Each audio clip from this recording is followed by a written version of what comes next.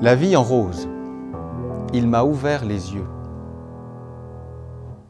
Récemment, j'ai changé de lunettes. J'ai découvert que si mes yeux étaient fatigués, c'est parce que ma vision était surcorrigée. Il fallait donc baisser la correction pour améliorer la vision. Souvent, nous nous heurtons à un monde dur et compliqué, et nous pouvons être tentés de surcorriger le regard que nous portons sur lui. La vie est si âpre, et nous espérons tant qu'elle soit si douce. Parfois, croyant la regarder avec la lumière de la foi, n'avons-nous pas tendance à la peindre en rose ? Dans l'Évangile, quand l'aveugle-né est guéri par Jésus, il voit qu'il est tout aussi rejeté et exclu de la communauté qu'auparavant. On fait son procès pour l'accuser de menteur, et même ses parents et sa propre famille le lâchent. Autant dire que quand notre aveugle ouvre les yeux, il voit tout sauf la vie en rose.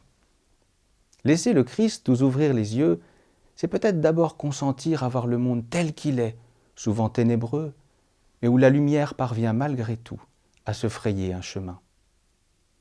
Le paradoxe, c'est que pour avoir accès à cette lumière donnée par le Christ, les yeux de chair ne servent à rien. C'est l'expérience de notre aveugle. Guéri, c'est seulement progressivement qu'il va accéder à la lumière de la foi et reconnaître son Sauveur. Jésus n'est d'abord pour lui qu'un homme, il devient ensuite à ses yeux un prophète. Enfin, notre ancien aveugle prend le risque d'être exclu par les pharisiens quand il reconnaît devant eux que Jésus vient de Dieu. Lorsque Jésus revient vers lui et lui parle, ses yeux s'ouvrent comme une seconde fois. Il reconnaît Jésus comme Messie et se prosterne devant lui.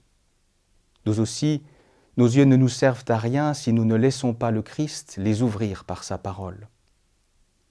Les membres des équipes du Rosaire avec qui vous allez cheminer cette semaine s'accueillent les uns chez les autres chaque mois, non pour prier un chapelet, mais pour partager avec Marie la parole de son Fils.